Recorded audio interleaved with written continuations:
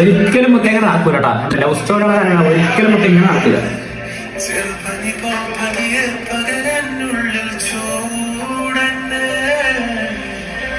ഈ love letter പ്രണയം ഒരു കാര്യം കേട്ടോ, ഈ ലവ് ലെറ്റർ പ്രണയം അതെനിക്കൊരു കാലം കേട്ടോ മുത്തേ. ഞാൻ 10th പഠിക്കുമ്പോഴാണ്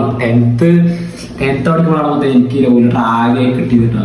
ആളെ പറഞ്ഞ അതൊരു അതായത് സങ്കടം ഉണ്ടാവും, പക്ഷെ അതൊരു പ്രണയം തന്നെയാണ് മുത്തേ. ഞാൻ 10th പഠിക്കുമ്പോഴായിരിക്കും ആദ്യമായിട്ട് ലവ് ലെറ്റർ കിട്ടുക. എന്നെ അതിന് മുന്നേ പ്രണയിച്ചിട്ടൊന്നും ലവ് ലെറ്റർ കിട്ടില്ല. 10th പഠിക്കുമ്പോ എനിക്ക് കിട്ടുക മുത്തേ.